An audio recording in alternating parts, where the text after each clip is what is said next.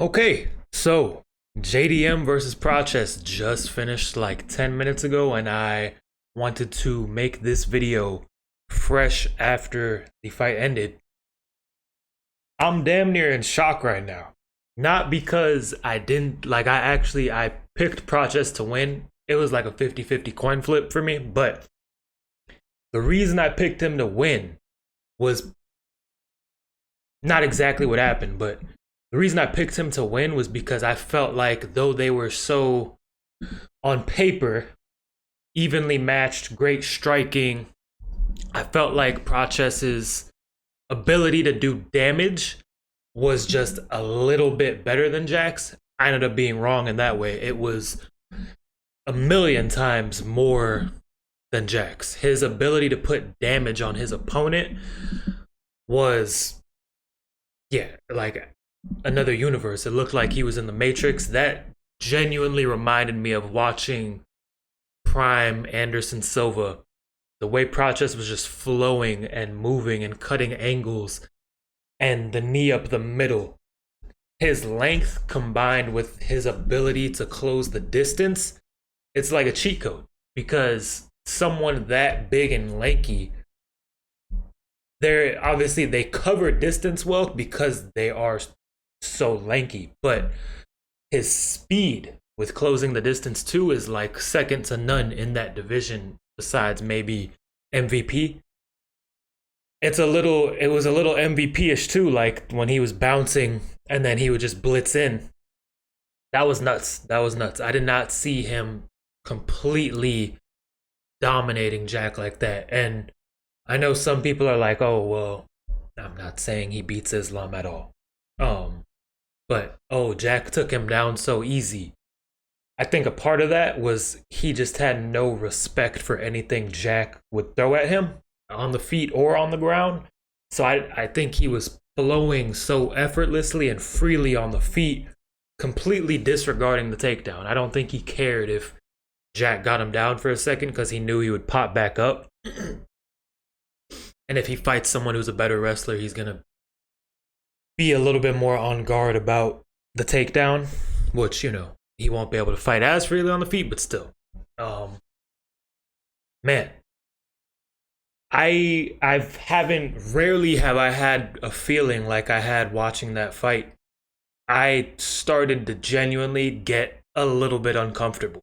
Like, because Jack literally was hopeless, and he started to know he was hopeless in the middle of the fight, especially at the end when that final leg kick put him down, and then you hear him screaming and wincing, and then Prates throws three more leg kicks on top of it. Yeah, it was like watching a lamb being led to slaughter. It was bad. Prates looked insane. That's his best performance in the UFC by far. Better than the win over Jeff Neal, better than any win he's had. Best opponent and best he has ever looked. Again, they talked about it on the commentary, how after that Ian Gary fight, he decided that he couldn't be as flat-footed anymore, and he got a little bit in love with finding that one shot and just thinking he would be able to find that shot over the course of 5 rounds, and of course he almost did against Ian Gary. But if this is the new Prates that cuts angles like that in and out, like the blitzing in, the stepping to the side to turn your opponent, Jack could never find him. He was never in a straight line. He was always off the center line, always cutting angles. That's what the best strikers do. And that's what you have to do against anyone who's going to try to grapple you. Don't let them set their feet. Don't let them... When he was getting pushed back, he would find an angle to get out of there, or he would throw that knee up the middle. Just so violent and high impact. And honestly, I want your guys' opinion. That second round, I think you could have given it a 10-8. Jack did nothing to him on the feet. I think Jack shot for a couple takedowns. But the damage Prates did to him on the feet and then knocking him down with the leg kick. If you're knocking someone down with leg kicks, the fight is about to be over 9 times out of 10. I personally, if I was a judge, I think I would have given that a 10-8 round, and I think there's even more validity to that, seeing how Jack was in the third round. Like, he pretty much had nothing left. I hope that fight doesn't change Jack in the sense of like the amount of damage he just took. Those are the performances that change guys like the course of their career. There's examples, Junior Dos Santos and Cain Velasquez. Off the top of my head, but it was previous that Hokit and Blades fight. I don't think Curtis Blades will be the same after that. The Robbie Lawler and Carlos Condit fight. Carlos Condit and Robbie were never the same after that. Like, there's certain fights that take place that just take too much out of a guy. And the fact that JDM's only 29, I just hope that that's not the case. Because he still has so much more to offer and potential to fulfill. I think Prates is just, if you're a striker, Prates is a terrible matchup for you because unless you're Ian Gary, it wasn't even, a pure striking match. Ian Gary did what you should do against Prates and slow him down, put him in the clinch, weigh on his arms, take some pop off his shots. But this is I think a way more dangerous Carlos Prates than the one that Ian Gary fought. So if they ever fight again, that'll be very interesting. The world is Carlos Prates' oyster at this point. I don't think they're not going to give him the next title shot. That's supposed to be Ian Gary and Islam. But he's so hot right now and on fire. Just like he said in the post-fight interview, he very well might be next in line after that fight. If not, I hope they don't do like a Morales versus Prates fight, even though that fight would be insane and I would love to see it. There's no need to eliminate two contenders at welterweight. If anything, if Usman wants to fight, Usman could fight Prates. That's super dangerous, but that would definitely stamp Carlos if he can beat Usman, and that would stamp Usman if he could beat Carlos. Usman wants that belt, but his last fight was against Buckley, which is great, but Buckley is still a step outside of those top guys. And I don't think the UFC wants to give Usman a title shot just off of that win, even though he's like a company man and does business with the UFC and takes fights on short notice previously and was a great champion. It's just not his time to do that right now unless he can get one more big win. Then I don't think anyone can say anything. So that'd be interesting. Or you just give him Islam after he fights Ian Gary. Or Ian Gary, obviously, if Ian Gary beats Islam.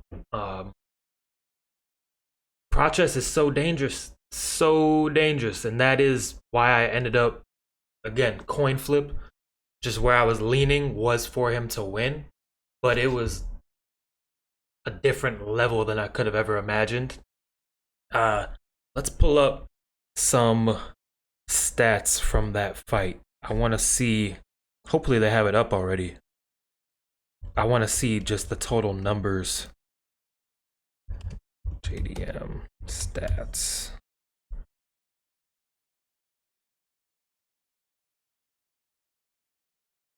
Because I can't, what? Are they updating it like as we speak? Hold on, I'm trying to get this going. See stats.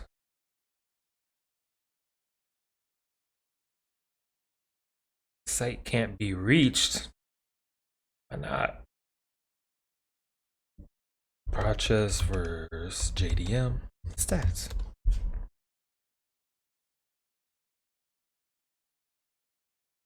I don't think they have it up yet.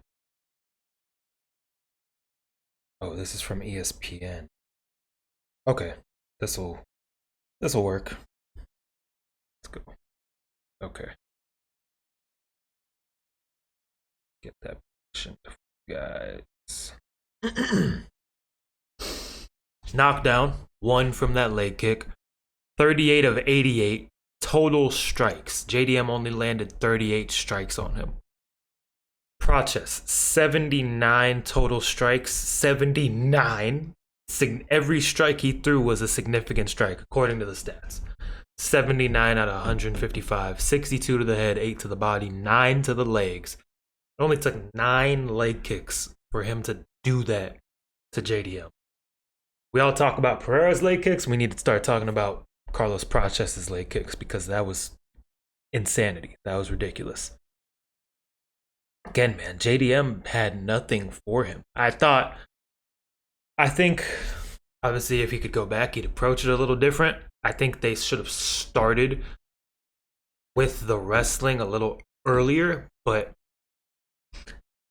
it's really not Jack's main game, obviously, so I get why they didn't. They were trying to mix it in with the striking, but it's tough to mix in the wrestling when you have no success with the striking. And then he's not a relentless wrestler like a Bilal Muhammad who will just constantly shoot. So I get why that wasn't really the game plan. Who does JDM fight next? Where does JDM go from?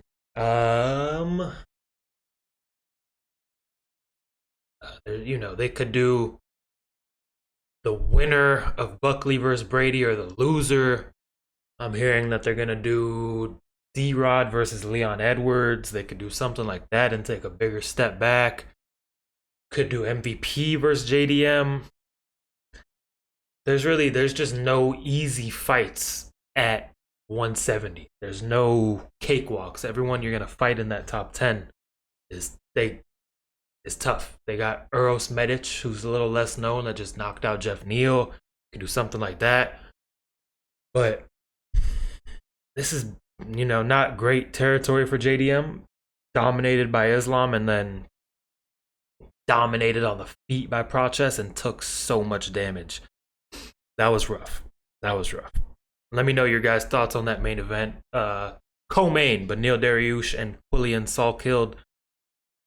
Again, it's funny because it's like every time I don't bet on the fights, that's when what I think is going to happen happens. Every time I do bet, that's when my picks are completely off. I don't think this one was too hard to pick, but with Beneil, he's such a vet, you never know. I could have definitely seen him being able to go out there and grapple Quillian and make it tough and drain him and win a decision or find a submission, something like that, but nope. Beneil comes out, he drops Quillian in the first round, a little bit of like a little flash knockdown. They get into an exchange on the feet, ends up in the clinch on the fence. Beneil looks for the takedown, isn't able to really secure it. They separate, get into an exchange, and Quillian finds Beneil's chin a couple times, and pretty much all she wrote. In that last exchange, Beneil falls like head first, face first, and then Quillian follows it up with some ground and pound. First round knockout, TKO. Beneil's chin is definitely not the same anymore. He's never had like the most amazing chin, but he used to be able to get rocked and stay composed and get through it.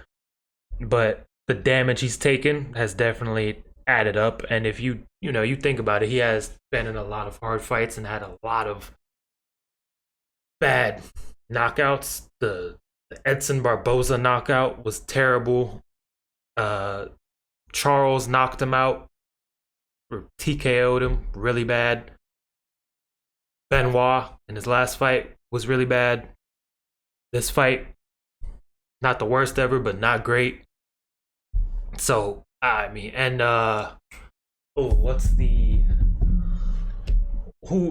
Close. The Jakar Close fight where he damn near got put out a couple times, but then he ended up putting out Jakar Close. Yeah, Beneil's taken a lot of damage over the course of his career, even in fights he's won. So it's not surprising that his chin is starting to go. He could probably retire. I mean, I guess he could beat some up-and-coming guys just with how good of a veteran, how crafty he is. But I don't really want to see him keep taking damage. Yeah, Quillian Salkeld, he's going to be in the top 15 now. Let's look at the lightweight rankings because he is only 25 or 26. There's a lot of fun matchups that you could make for him at lightweight.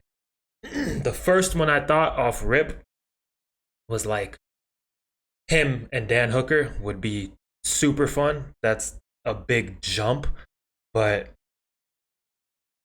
you have Faraz Ziam, I don't know how you say it, but I think he's from France. He's really good. He's a up and comer too, if you want to do that. You could do Manuel Torres. You could do Faziev. You could do. I don't know why. I just really like the Dan Hooker fight. You could do Moicano. That'd be a fun one too. But I like that Dan Hooker matchup. That's like a striker's delight kind of matchup. And Quillian is pretty good on the ground too, so I could see him finding a submission on Dan Hooker possibly. Yeah, there's a lot of fun matchups you could make for Quillian at this point. Tim Elliott and Steve Erceg. Steve Erceg found his flow again. When I was thinking about this fight, I was thinking about the fact that ever since that Pantoja fight, Erceg just couldn't really get his footing back, and he dropped a couple more after that to Kai Kara France and someone else, I forget. But this was his best performance since that title shot that he had. He looked very good out there. Won a unanimous decision. Combinations were flowing. Footwork was moving. Angles were going. Tim Elliott took a round, but he never really found any major success. So that was a big win for Steve Erceg. Tim Elliott, despite his record, he's one of those guys that his record does not tell the full story of how good he is. He took DJ to the brink at certain points in their fight. He was like a plus 300 dog against Kaya Sakura. Beat Kaya Sakura. Tim Elliott's been in there with everyone and is never an easy fight. So that's a really good win for Steve Erceg.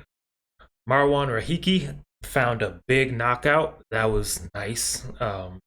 This kid, Ali Schmid, should probably not be in the UFC, but still, that was a really nice win from him. Shamil Gazayev and Brando Pericic, that was just a classic heavyweight rock'em sock'em robots type of fight. That was super fun. Shamil Gazayev, even though he lost that fight, I think, the UFC likes guys that go out there and fight like that. So I think both of these guys, their stock kind of rises, and heavyweight needs whatever life it can get. So that was nice to see. Tai Tuivasa. I got plans for Tai Tuivasa, man. Let me go full screen for this one. Tai Tuivasa. That's 7 in a row. 7 in a row. Quit the UFC. UFC, release him. This is not where Tai Tuivasa should be. Let me tell you exactly where Tai Tuivasa should be. Because we see him there. He's still on the feet. Tai's still fun. He still throws big haymakers. He still wings shots. He still wants to fight. But just the skill development has never been there. And I think as he's gotten older, he's definitely a little bit slower and less explosive than he used to be, which he definitely got by in a lot of grappling situations by his speed and explosiveness for his size. It's just not the same anymore. Tai, there's this place called BKFC, bare knuckle boxing. He would be perfect for it. We could get the rematch against Andrei Arlovsky for the BKFC heavyweight belt. Like, could you imagine Tai and BKFC? He's a little older, but heavyweights age later. I could definitely see Tai Tuivasa becoming like the Mike Perry of the heavyweight division in BKFC. He just looks like he's built for it too. His build, everything. Like, BKFC is exactly where Tai Tuivasa needs to go. Fuck this UFC MMA shit. Pull a Mike Perry. You don't need to grapple, bro. BKFC. That is my plan for Tai Tuivasa. I do not want to see the UFC give him another fight. Wish him well, give him his walking papers. BKFC would pick him up in a heartbeat.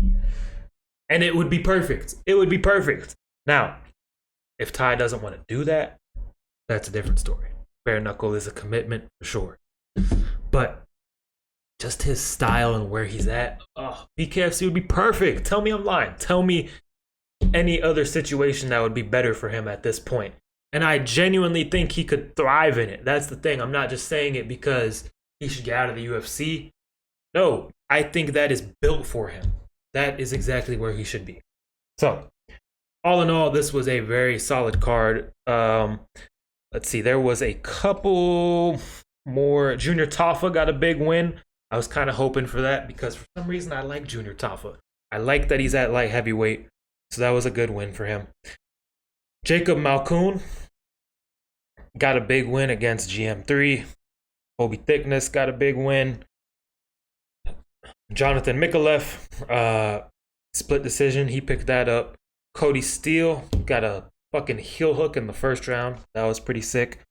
All in all, great, solid card from Australia. And I don't know about you guys, I absolutely love a nice morning card. It is so refreshing.